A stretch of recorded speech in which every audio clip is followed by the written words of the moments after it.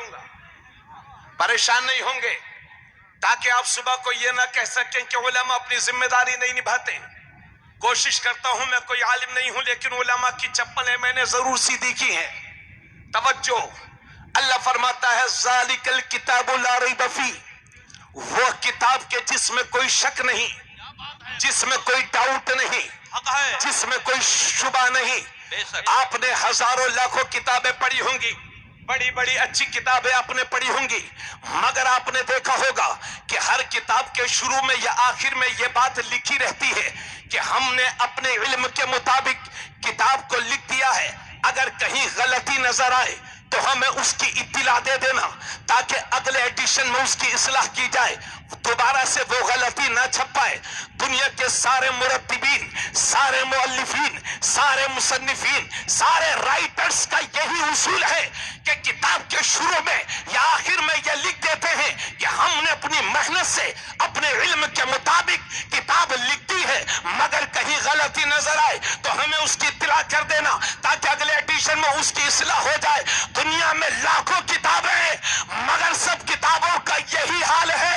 लोग लिखते हैं, कहीं गलती आए तो बता देना, कहीं गलती नजर आए तो बता देना। तो सारी किताबों का यही हाल है। किताबों की इस भीड़ में वो तन्हा कुरान ही है कि जैसे ही खोलो तो लिखा रहता है ज़ालिकल किताबु ला रैब फी, ये वो किताब है कि जिसमें कोई डाउट नहीं, जिसमें कोई शुबा नहीं, जिसमें कोई शक नहीं। बेशक हक है, बहुत खूब हक है। या रसूल अल्लाह,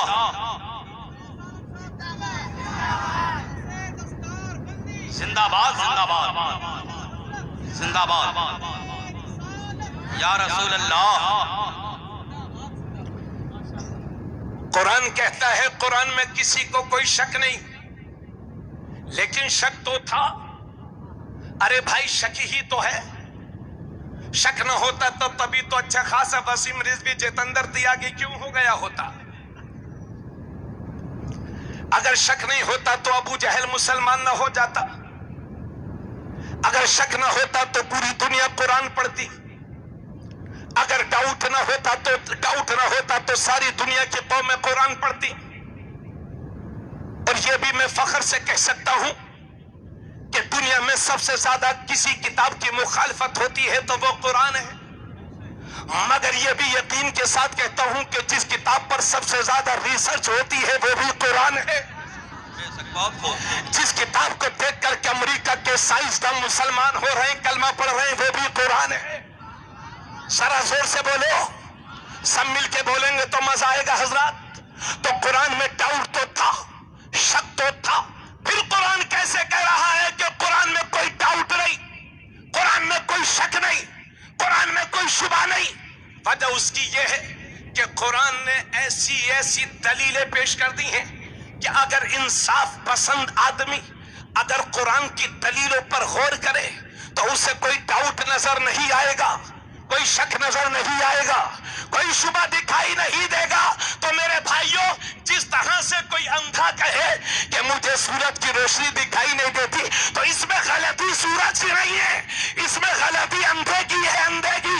अगर सूरज की रोशनी दिखाई नहीं देती तो गलती सूरज की नहीं है, सूरज की नहीं है, बल्कि अंधे की है। तो जिस तरह से अंधे के इनकार से अगर कोई कहे कि साफ सूरज की रोशनी नहीं है, कोई अंधा कहे सूरज की रोशनी नहीं है, सूरज की रोशनी है, और जिद कर ले, तो जिस तरह से किसी जुमले पर तवज्जो देंगे सारे अहले स्टेज, सारे मेरे भाई, अगर कुरान को मानते हो तो झूम कर साथ दीजिएगा। अर्ज करता हूं, जिस तरह से किसी अंधे के इनकार से सूरज की रोशनी पर कोई फर्क नहीं पड़ता, इसी तरह से किसी गधे के इनकार से कुरान की अजमत पर कोई फर्क नहीं पड़ता। हक है। नारे तकबीर, नारे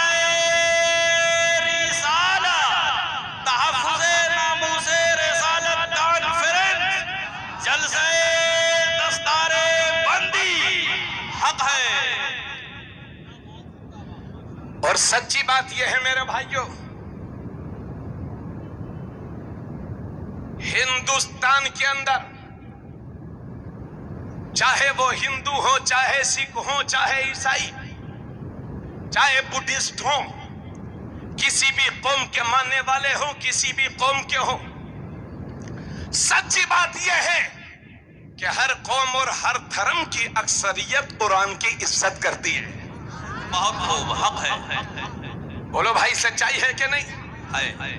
ہر قوم کی اکثریت قرآن کا احترام کرتی ہے، اور لفنگوں کی اچھے لوگوں میں کبھی کوئی غلط گنتی نہیں ہوتی۔ لچے لفنگوں کی بات کو نہ لوگ ترجیح دیتے ہیں۔ یہی گورکھپور ہے، بینوبا بھاوے۔ یہ گورکھپور کی وہ شخصیت ہے کہ جس نے قرآن کا ہندی میں ترجمہ کیا ہے، اور قرآن کی وہ آیتیں جن کا تعلق جہاد سے ہے، بینوبا بھاوے نے ہندی میں اس کی تشریح کی ہے، لوگوں کو سمجھایا ہے کہ ان آیات کا کیا مطلب ہے۔ اللہ اکبر۔ آپ چلے جائیے پنجاب، آج بھی پرانے سکھ قرآن کی تلاوت کرتے ہیں، قرآن کو پڑھنا جانتے ہیں۔ یہ اللہ کا شکر ہے۔ اور یہ بھی آپ کو یقین دلا دوں، ابھی قرآن کی 26 آیتوں کے خلاف 1.5-2 سال پہلے زبان کھلی، سمجھ گئے قرآن کو بدلنے چلا تھا۔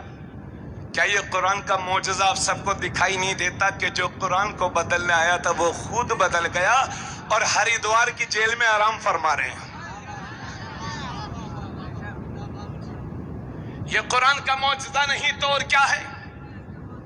اور مسلمانوں، فکر مت کرنا، پریشان مت ہونا، ہائے ہائے مت مچانا، کیونکہ 70 کی دہائی میں چندومل چوپڑا نام کے ایک شخص کا کھوپڑا خراب ہوا کلکتے میں، تو قرآن کی 26 آیتوں کے خلاف بنگال کی ہائی کورٹ میں پہلی بار چندومل چوپڑا نے ریٹ داخل کی۔